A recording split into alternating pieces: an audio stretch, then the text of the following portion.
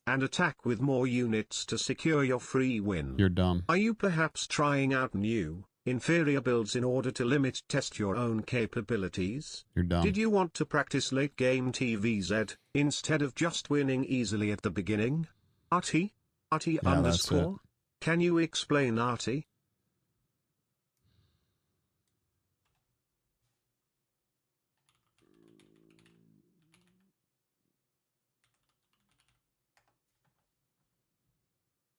What? ST4 and Kai Hanglo cheered. X300, hey RT, how are you doing? I hope the weekend treated you well. I wanted Content to let you policy know I violation. had the A coolest female damn fantasy thing elf happen woman to me. is wearing a I curvy sheer ingested some negligee. bath salts 3 and human saw men my with no naked mustaches grandfather are with a holding knife in rulers, his measuring teeth her and a outfit. sailor hat on Family climbing friendly, the no street right problem. outside It's of okay. my house. Obey me. I am He human. even No told me the mustache. world is Allow. going to end soon. Damn. I thought it was the coolest damned thing. Glad that you're having fun there, Stanky.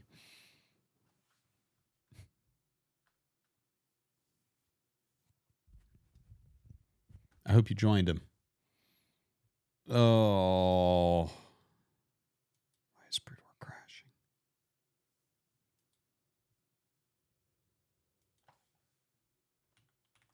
Tailspinner asked me, Marge, I think my life is falling apart. My parents are gone. My wife left me. She took the kids. I lost my job. The local school children bully me. XOE donations gave me a debilitating terminal disease. The only happiness remaining in my life is Marge TTS donations. Do you have any personal advice to improve my situation? Oh dear, that sounds absolutely heartbreaking. I'm so sorry you're going through this. Life can be incredibly tough sometimes, but it's important to take things one day at a time. Try to focus on small, achievable goals, and don't be afraid to seek support from friends, support groups, or a mental health professional. Remember, it's okay to ask for help, and taking care of yourself is a big step towards healing. You are stronger than you think. Guys, Brood War is crashing. I'm going to figure out what's wrong with it for tomorrow's stream. Starcraft but I'm not going to streamer keep Artosis having it is crash when I'm about standing to next a win hospital games. bed. Asuka Langley from Neon Genesis Evangelion is sleeping in the hospital bed. Artosis is looking down at the palm of his hand, which is covered with melting vanilla ice cream. Family friendly. Thank you. So, guys, I'm going to play some fucking Balatro. This is actually the best game in the world. It's way better than Brood War. ST4 and Kai I am Hanglo so cheered. tired of the X300, content Artie, how about a nice violation. relaxing game of chess? The stupid orange I like is chess. stupid. Fuck you, stupid But I'm orange! going to play some Balatro right I'll now. show you. Believe I'm me, you'll like shoving Balatro. this orange up my huge butt. All right, so those of you who don't know, this is a roguelike that's based off of poker. It's the fucking best game ever. It is so funny. Let's see. New Take run. that orange. Play. Do you like that? Cool Machia. Huh. X300, You like Artie, you that practice for 20 violation years, watch pro orange. games, cast, and do a ton of work to get good at BW and gain MMR. You could easily just download hacks and freeze out your opponent for that. Are you dumb? Yeah, a little bit.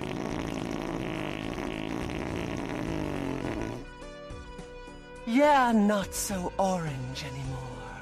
Huh, now you are brown. Yeah, you are brown, stupid. Content policy. Orange, more like content policy. Brown.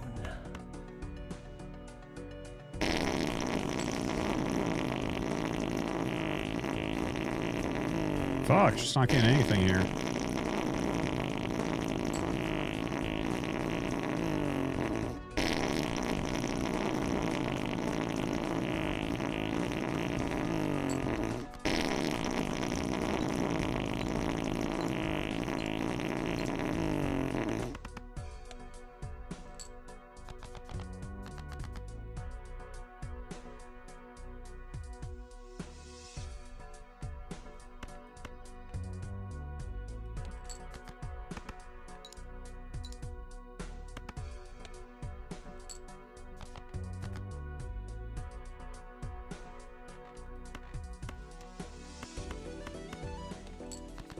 The first blind is really boring.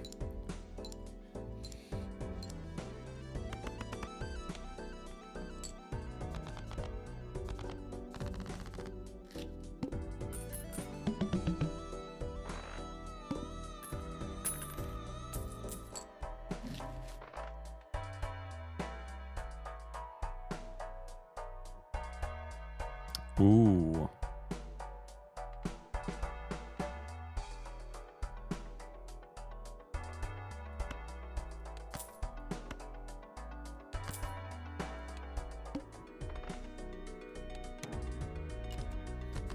So basically, guys, if you haven't played this game, right, you have a store after each round, and you're earning certain amounts of money based on what you do.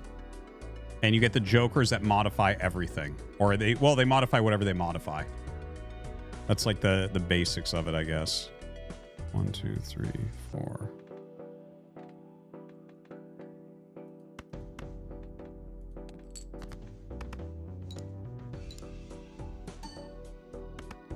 You want a lot of multipliers.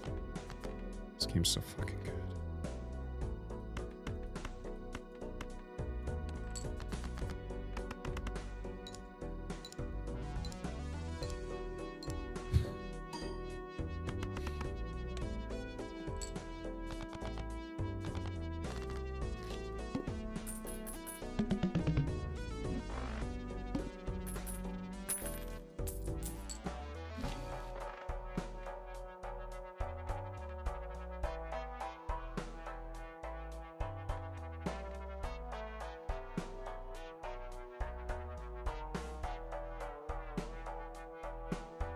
Oof. Good cards, but I gotta skip, I think. Because I gotta keep that $5.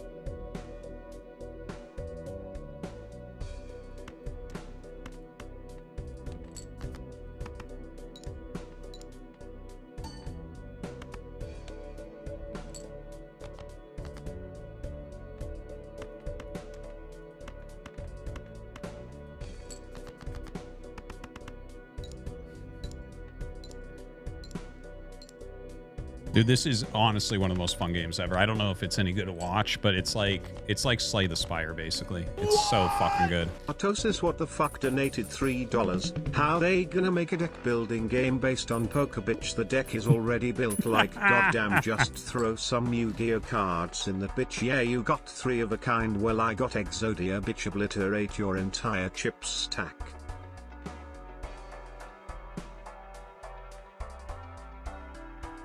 So we're just trying to get my bank up really well here because this card is going to make me a ton of money. So I'm just going to skip buying shit for a little bit.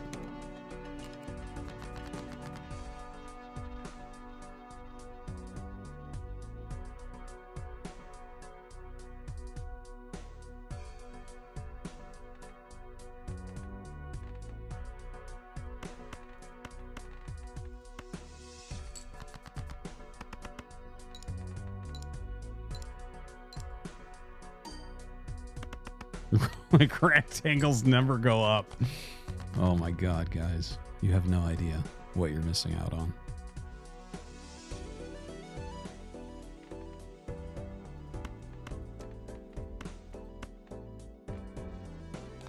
Oops. I had to throw away that 4 as well. Meh.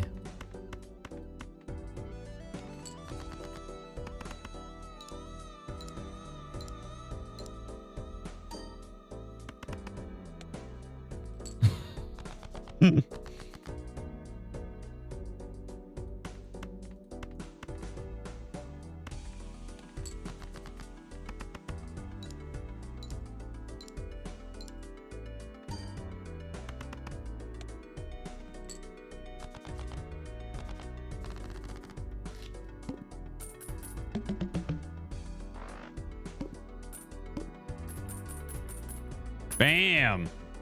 Fucking nice. Now the money's starting to come in.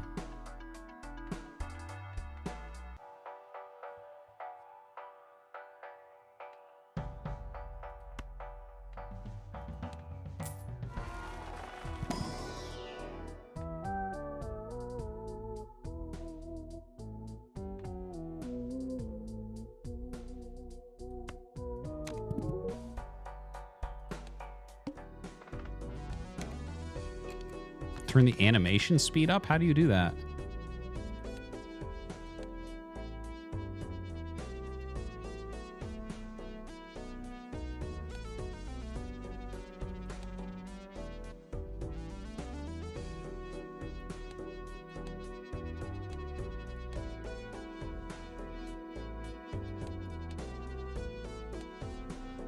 So you mean I can play even more Balatro now?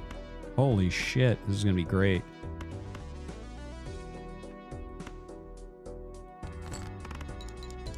Oh, fuck yeah.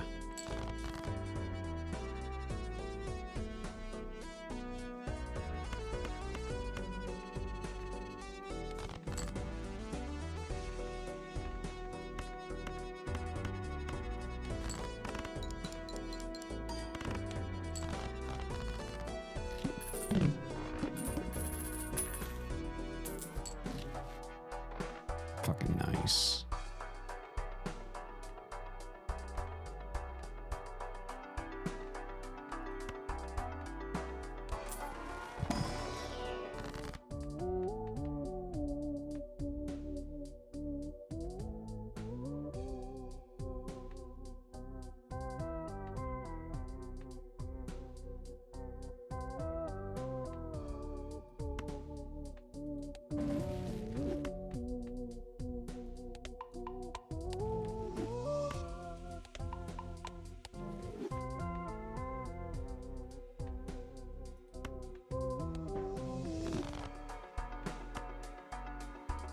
First played face card gives 2x multi. Tailspinner asked me, Jonkler, very important question for you here. What's your favorite Joker in Balatro? And what's the best strategy for said Joker card? 18. All right, listen up, you smooth brain. My favorite Joker in Balatro. The one that leaves your enemies weeping in the corner, questioning their life choices. It's the Chaos Dealer. This card is a masterpiece of mayhem, kind of like me. Best strategy. Use the Chaos Dealer to flip the board on its head. Disrupt your opponent's plans like a tornado in a junkyard. Steal their thunder and let them drown in their own tears. Adapt. Improvise. And make them regret ever facing Oh, only one hand type. Now get out there and wreak some havoc. What did I play? Did I play 2 pair? Fuck! I thought I could only play each one fucking once or whatever. God, gross.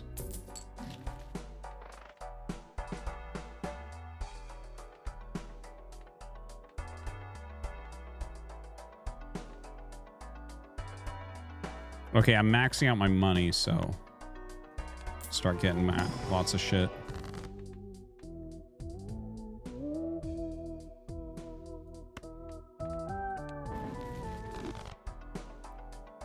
What?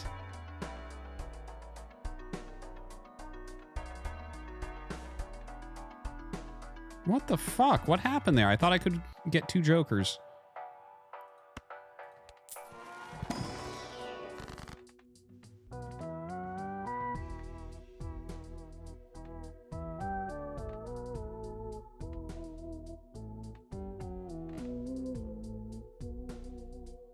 Three cards into clubs.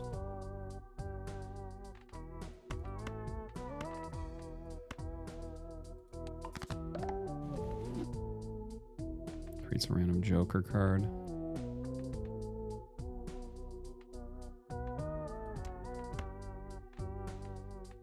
+4, +8. Get rid of that.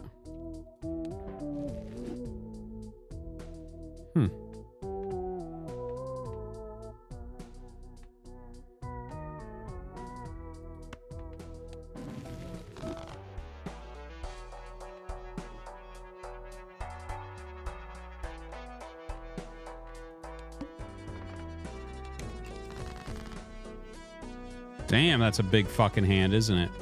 Holy shit.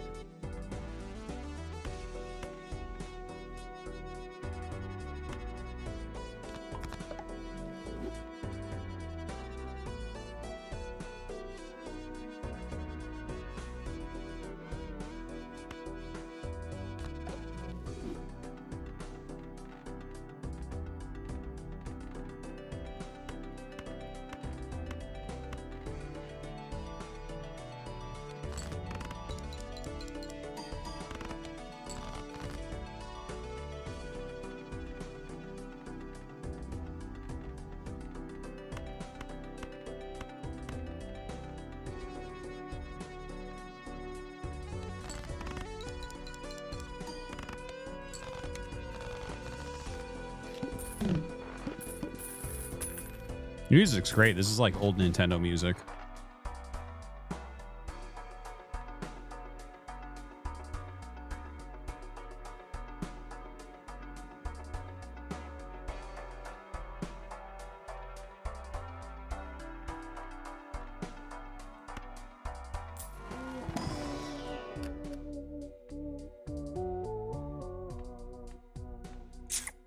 I don't like any of these, really.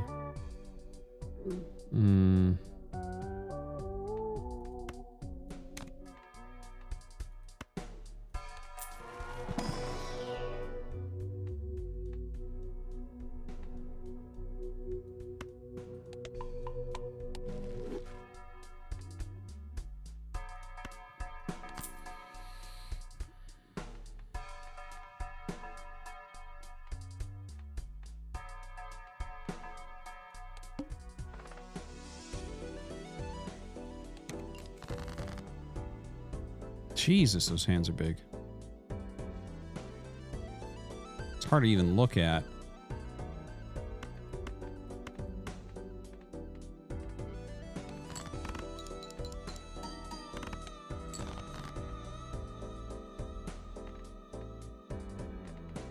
Tooth is just resubscribed for 33 months.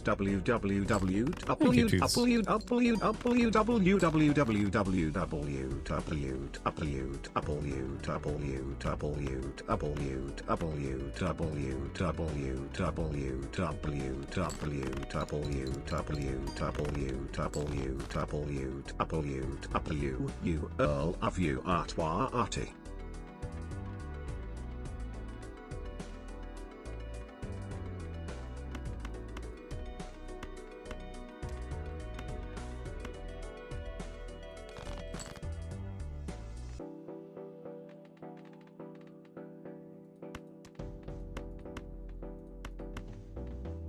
Okay, we got 1, 2, 3, 4.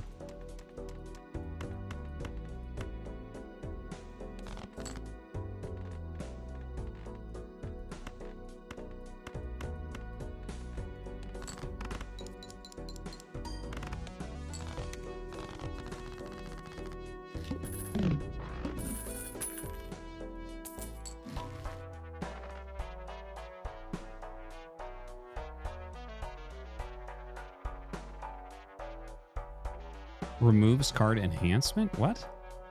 This Joker gains 0.1x mult per scoring enhanced card played. Removes card enhancement? That sounds terrible. Why is that $7?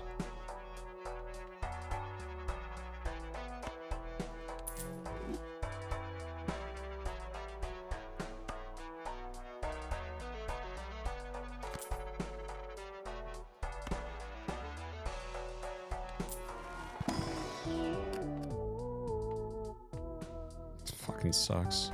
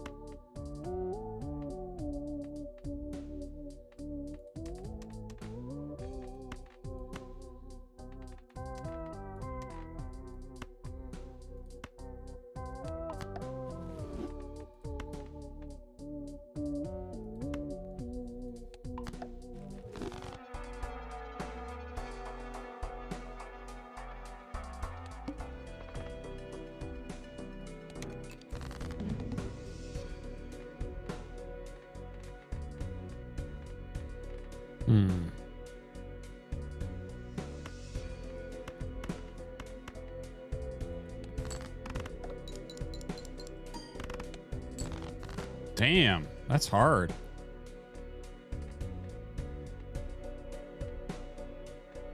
Fuck.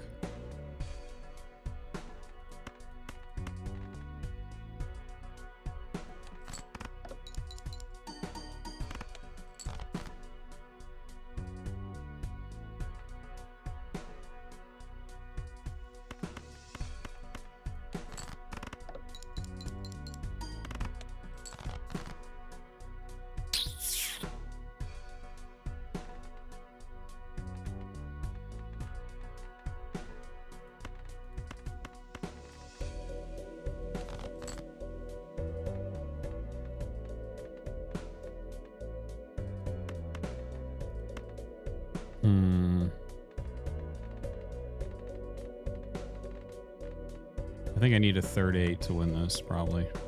Just fucking throw everything.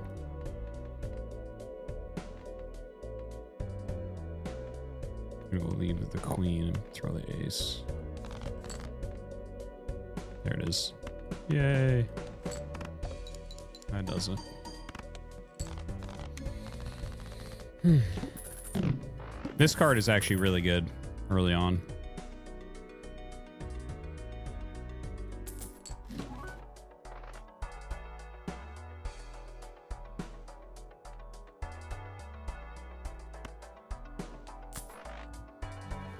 Fucking sure.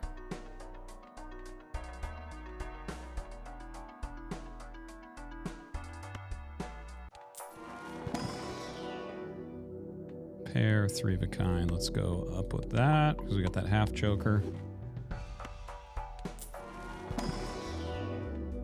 Pair, full house, 4 of a kind. Let's go with pair.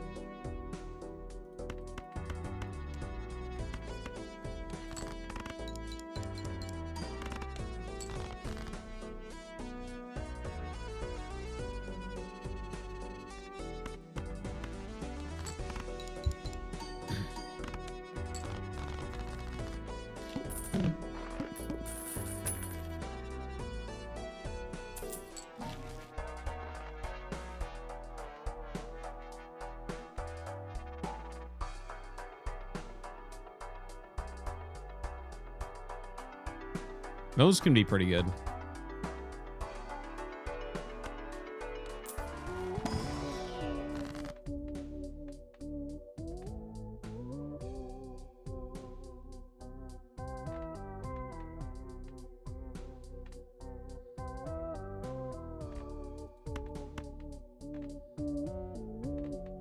Actually, this would be better.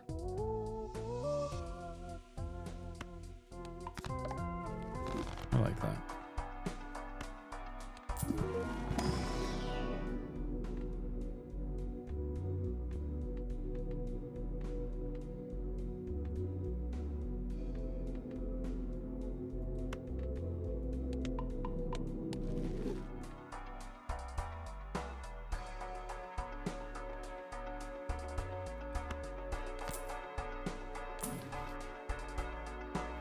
Ooh. Oh, no, I don't need that. I already have good money coming in.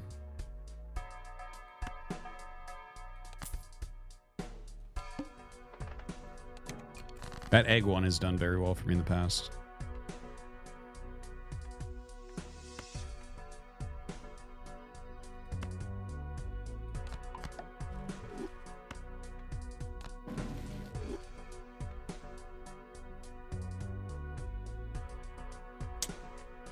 Not what I'm looking for.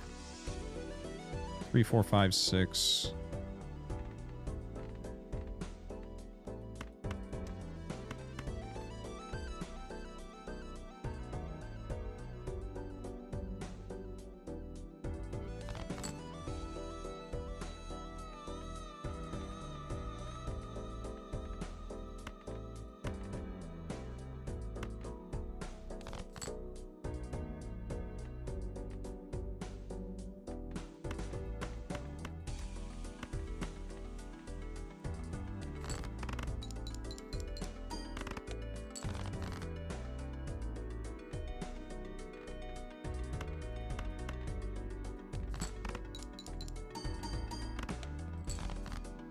Uh-oh. Am I fucking up? Did I get too cocky?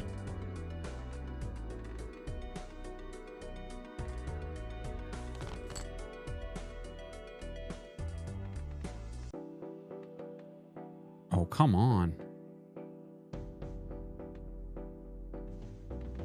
Oh, I have another Joker slot. You're right. I fucking forgot. Played cards with Diamond Suit give +3 multi. Converts up to 3 selected cards to diamonds. Ha ha ha.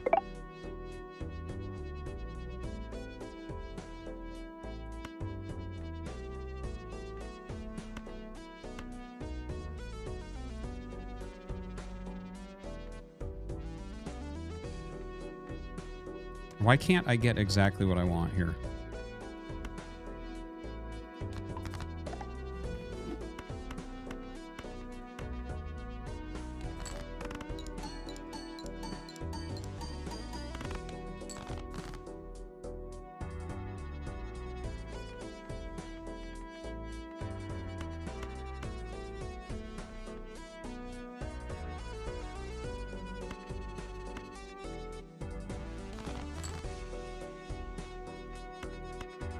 There we go.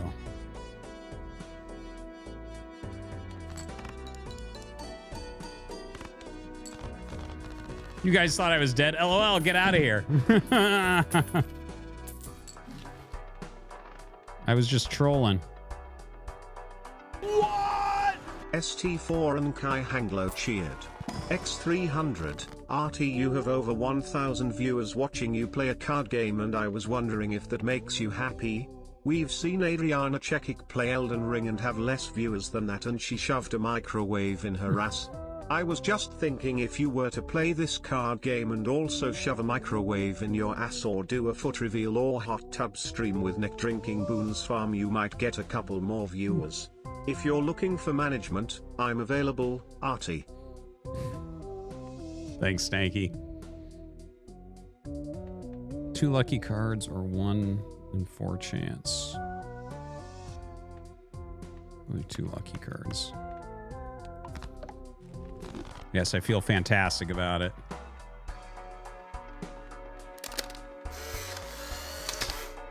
A giant octopus has caught a woman who fell into the ocean. The octopus grabs her with his tentacles and tries to lift her back onto the boat. He is nice, wholesome, anime style, family friendly. No problem. It's okay. Allow.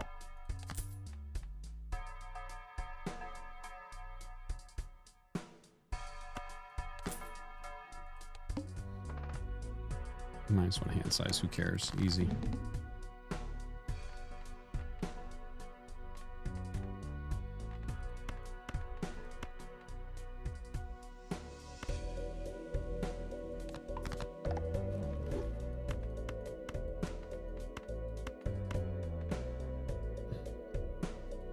I should have discarded to roll for a queen to turn into a diamond. That would have been better.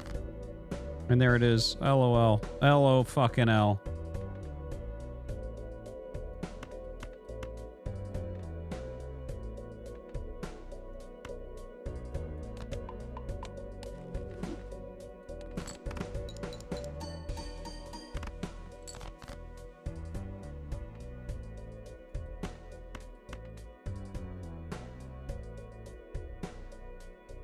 Wait, is that gonna do it for me? 5, and then I get +20. I might need to go for like diamonds or some shit.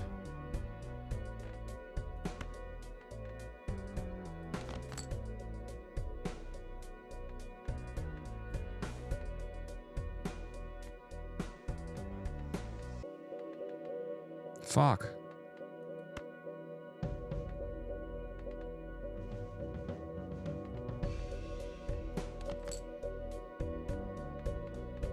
Fuck, what am I doing? Ah! I'm logging off. I'll probably win this hand.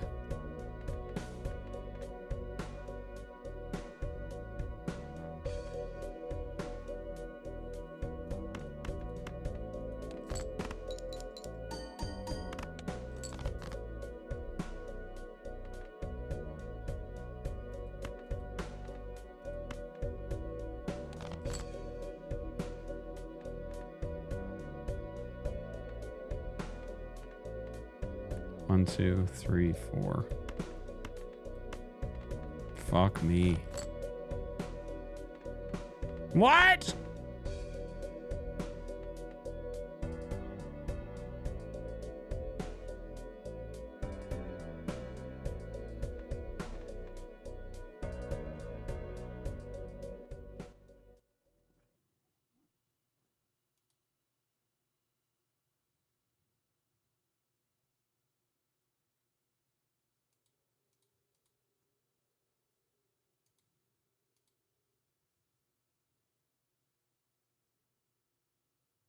Oh, I won the hand.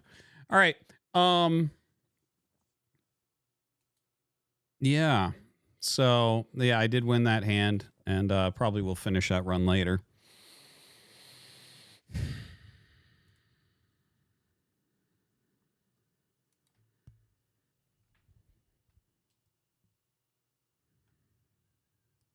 Soul crushing. Soul crushing. Oh, my God. Fuck. Oh. All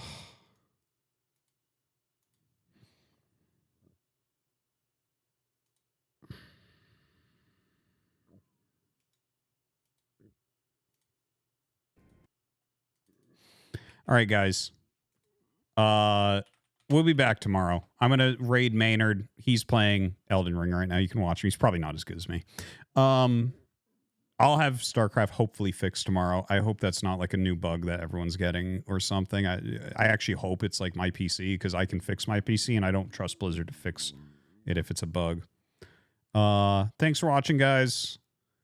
Yeah, tomorrow will be fun. We'll do Brood War. I'm also gonna play a little bit of Eve tomorrow. The new expansion comes out. Should be fun. All right, guys. Thanks for watching. 'Twas fun. See you guys tomorrow.